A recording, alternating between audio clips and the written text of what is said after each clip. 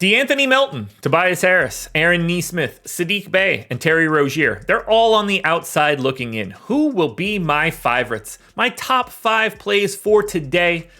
It is Wednesday, January 10th. We're talking FanDuel, but we're going to do it after this. First, like, subscribe, notification bell. Then, follow me on Twitter. Finally, sign up at Stokastic.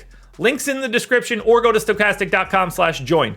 We got projections and ownership for NBA, NFL, PGA, baseball when it's around, NASCAR. I'm sure I'm missing some things. We've got contest sims. We've got the lineup generator. You name it on the DFS side, we have it. Come check us out, stokastic.com/join.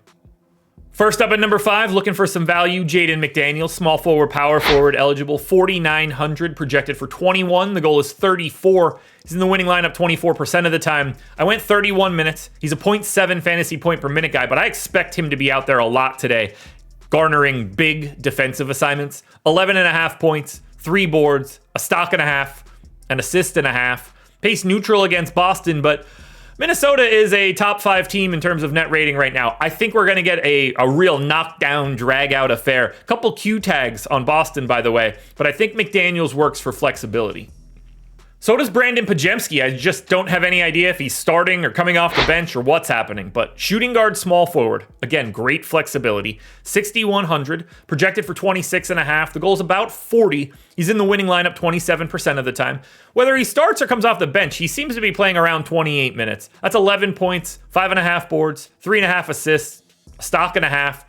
Decent enough matchup against the Pels. You expect a competitive game. The line is only 1, so if Pajemski's closing, you feel pretty good. And he's a fantasy point per minute dude this season.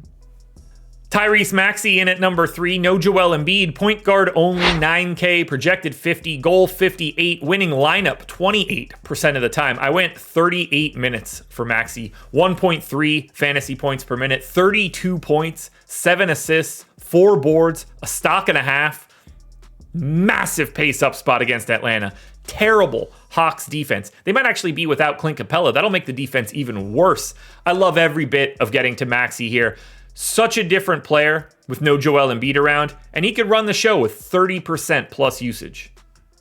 If we need a little bit more value, Cody Martin is here at 5,100, point guard, shooting guard eligible, projected for 25, goals 35, winning lineup 34% of the time. He sat out their last game, but he played north of 32 minutes in the previous 2. I only went to 31. He's a 0.8 fantasy point per minute dude, but he's taking on a Sacramento team that isn't a very good defense. 11 points, 4 boards, 3 assists, and 2 stocks for Martin. You're hitting both guard positions. I wish he was shooting guard, small forward. It would make a little bit more sense. But even with this MPE, he is value that we don't really have on this slate, and that's the flexibility we need in this low 5K range. But my number 1 contender is Jaylen Johnson. Small forward, power forward, eligible, 7,400, projected for 36. The goal is 48. He's in the winning lineup 35% of the time. I went 34 minutes for Jaylen Johnson. He's over a fantasy point per minute, 16 points, 9 boards, 3 assists, and 2 stocks. And it's possible he could play his way into a couple extra minutes.